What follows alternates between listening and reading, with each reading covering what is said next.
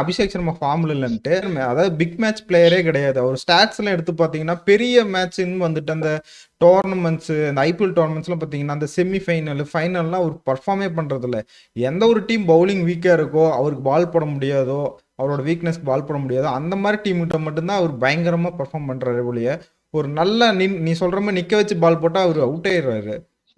சரி, அதை விடுங்க. அவரை பத்தி நமக்கு தெரிஞ்சதுதான் ஏய், முக்கியமான என்னடா மேட்ச் அடிக்க மாட்டாரா? என்னடா நந்தா இல்ல, என்னடா ஈஸியா அப்படின்னு கடந்து சொன்னா போறான். யார் இல்ல இல்ல அப்படி கடந்து போல. சிரிப்பா கேட்கறதுலாம் கேட்காதீங்க. யார் அப்படி அந்த முக்கியமான மேட்ச் அடிக்கிற பிளேயர் இந்தியா டீம்ல இருக்கா இப்ப கரண்ட் ஸ்குவாட்ல? இஷான் கிஷன் இஷான் கிஷன் ஏ பேசுடா சொல்லிட்டு இல்ல. திலக் வர்மா ஃபார்ம் வந்து இந்தியாக்கே முக்கியம். அதனால என்னோடது வந்து இஷான் திலக், அப்புறம் வருண் சக்கரவர்த்தி. சஞ்சு சாம்சன் வர்றது, அவ்வளவு. அபிஷேக் சர்மா வர்றது எல்லாமே தான் முக்கியம். அது என்ன திலக் வர்மா அடி அடி உண்டு உங்களுக்கு. இப்படியே சஞ்சு சாம்சன் கமெண்ட்ல 4 பேர் கேட்டாலும் திட்டுவாங்க.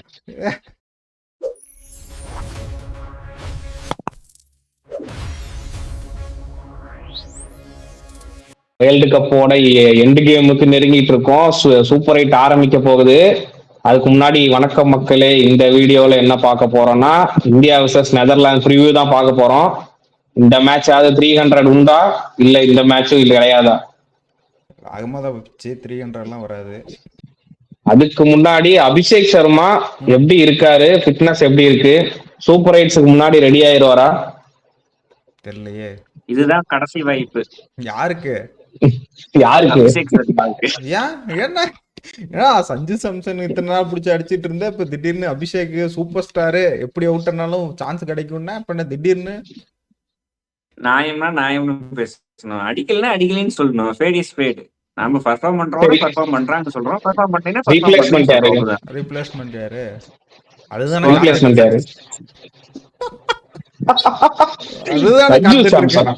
வாயில இருந்து அந்த வார்த்தையை வரணும்னு மைக்ல சரியா கேட்கல. நான் வேற சொல்லுவேன். இந்த சீரீஸ் அவ்வளவுதான் ஆடுதான். சர்மா கிட்ட ஒரு சரவடி இருக்கு. சின்ன டீம் புடிச்சு அடிக்கணும், அதுதானே. அது சின்ன டீம் ஷெட்யூல்ல இருக்கிற டீம் தான் புடிச்சு அடிக்க முடியாதுன்னு ஆஸ்திரேலியா கூட்டு வந்து அடிக்க முடியுமா? என்னடா அவன் சஞ்சு சாம்சன் மட்டும் அடிச்சா நமீபியாமோ சின்ன மேட்ச், கனடா மாதிரி ஒரு சின்ன மேட்ச் கூட தான் அடிச்சாரு. அடிக்கல. என்ன சரி விடுங்க, இப்ப அந்த பஞ்சாயத்து. இன்னைக்கு ரச்சின் ரவீந்திரா ஃபார்முக்கு வந்த மாதிரி வந்துட வேண்டியதுதான். என்ன சொல்ற? மனசாட்சியே இல்லடா டே, அநியாயம்டா டே. கனடா புடிச்சு அடிச்சு இல்ல அந்த மேட்ச் இங்கிலாந்து விசஸ் இட்டாலி மேட்ச்ல ஸ்டூவர்ட்னு ஒரு பையன், என்ன அது ஒரு நிமிஷம் கிராண்ட் ஸ்டூவர்ட் தானே, பிராண்ட் போட்டு கிராண்ட் ஸ்டூவர்ட். ஆமா, கிராண்ட் ஸ்டூவர்ட் போட்டு அடி பொளந்துட்டான். ஆமா, எப்படி பார்த்தாலும் இங்கிலாந்துக்கு ஒரு ஹார்ட் பிரேக்கிங் கொடுத்துட்டு தான் எல்லா டீமும் போகுது. நல்லா ஆடினா அந்த பையன். 6 எல்லாம் தூக்கி பாசிட்டிவ். இந்த இங்கிலாந்துக்கு ஒரு பாசிட்டிவ் நான் ஏன் சொல்றேன்னா, இருக்கிற மெதியெல்லாம் இங்கேயே வாங்கிட்டாங்க. எல்லா மேட்சும் தோக்குற மாதிரி போய் வில் ஜாக்ஸ் புண்ணியம், சாம் கரன் புண்ணியத்துல வந்து தப்பிச்சுட்டு இருக்கிறாங்க. இந்த சூப்பர் 8ல இருந்து அப்பா இந்த தப்பு எல்லாம் பண்ணிட்டோம், தப்பிச்சுக்கலாம். பட்லரும் சால்ட் ஃபார்ம்ல இல்ல, அவங்களுக்கு அது உதவும். இந்தியா டீமுக்கு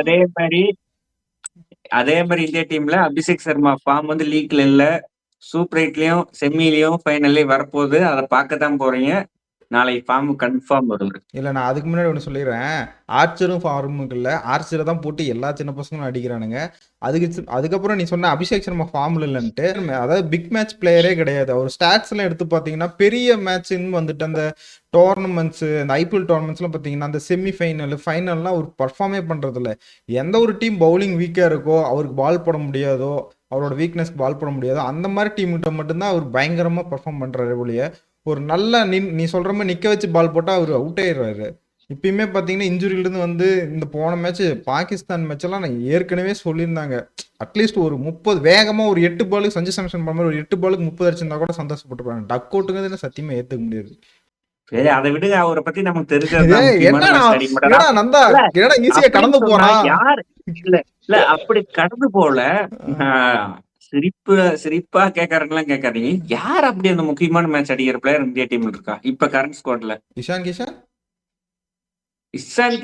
பேசுடா சொல்லிட்டு. நீ இன்னைக்கு ஸ்குவாட்ல கேட்டா நான் இன்னைக்கு ஸ்குவாட்ல சொல்லிட்டேன். இன்னைக்கு வந்து ஸ்குவாட்ல போட்டுக்கிறேன்னா இஷான் கிஷன், அபிஷேக் சர்மா விட்டுருங்க. திலக் வர்மா ஒரு அடி சேர்த்திக்கலாம். வேற யாரு? ஸ்கையும் முக்கியமான மேட்ச் அடிச்சு பார்த்திருக்கீங்களா? இல்ல. ஹார்திக் பட்டேல் அடிச்சு பார்த்திருக்கீங்களா? ஸ்கை இல்ல. முக்கியமான மேட்ச். அக்ஸர் பட்டேல் எல்லாம் பெர்ஃபார்ம் பண்ணிருக்காரு. யூஎஸ்ஏ எல்லா கூட நம்ம மேட்சும் மண்ணு கவி இருப்போம். ஸ்கை தான் 80. அத சொல்லல. அது முக்கியமான மேட்ச் இல்ல. யுஎஸோட லீக் மேட்ச் தான் தோத்துதான் ப்ராப்ளம் கிடையாது. அடுத்த 3 மேட்ச் ஜெயிச்சிருந்திருக்கலாம். நான் செமி ஃபைனல்ல சொல்றேன். அக்ஸர் பட்டேல் ஒருத்தர் 2 மீதி யாரு? சிவம் துபே. இப்ப வர குரூஷியல் மேட்ச் ஆடிட்டு சிவம் துபே எல்லாம் மறந்துறீங்க. அது 30 ரன் தான். அதான் வருத்தம் எனக்கு சிவம் துபே பத்தி பேசுறதே இல்ல. நான் கொடுக்கறதுக்கு வரேன். அதுக்கான கிரெடிட்ஸ் தான் நான் கொடுக்கறதுக்கு வரேன்.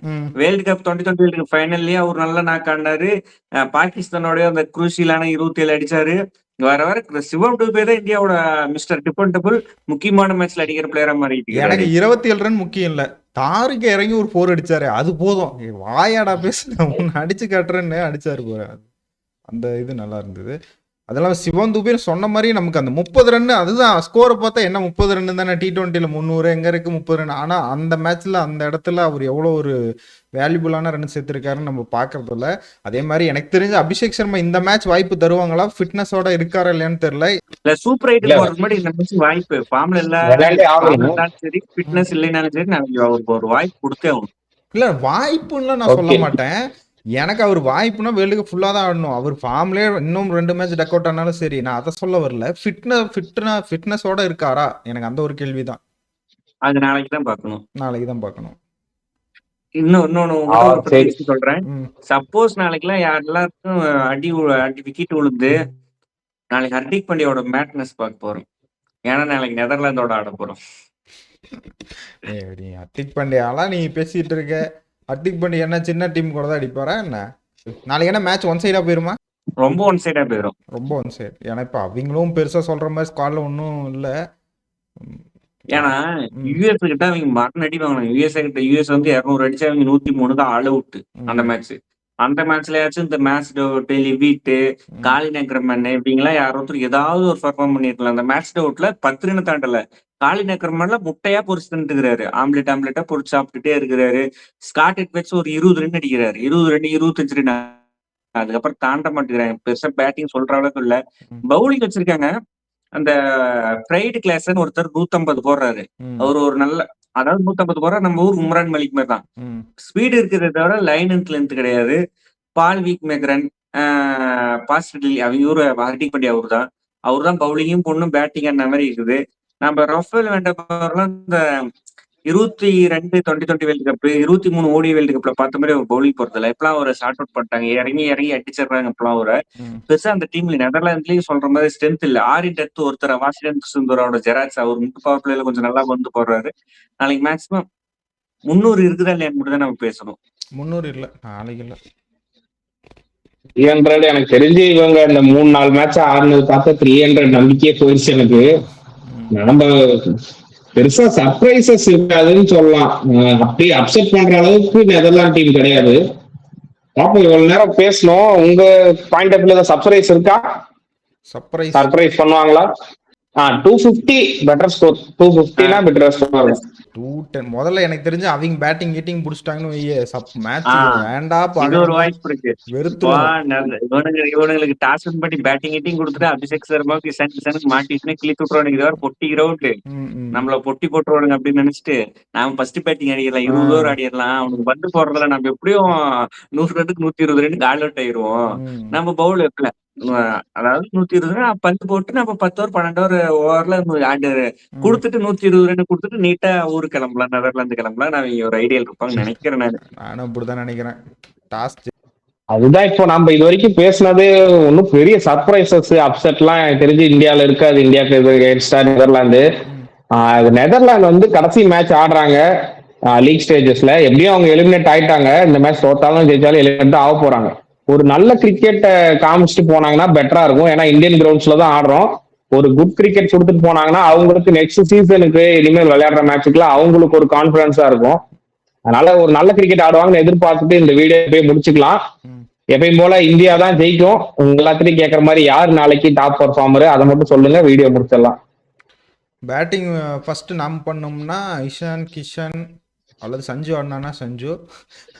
பவுலிங்ல பாத்துக்கிட்டீங்கன்னா வருண் சக்கரவர்த்தி யாருமே பிக் பண்ண முடியல. எனக்கு தெரியும் வருண் சக்கரவர்த்தி. நான் சொல்லிட்டா நாளைக்கு அபிஷேக் சர்மா அபிஷேக் சர்மா. மேட்ச்ல இருப்பாரான்னு முதல்ல சொல்லு, அப்புறமே நீ மேட்னஸ பத்தி பேச. பூல்சுரே சொல்ற மாதிரி இருக்கு நாளைக்கு இருக்கு. பவுலிங் எனக்கு பொறுத்த வரைக்கும் பும்ரா எல்லாமே இப்போ ரெஸ்ட் கொடுத்துருவாங்களா?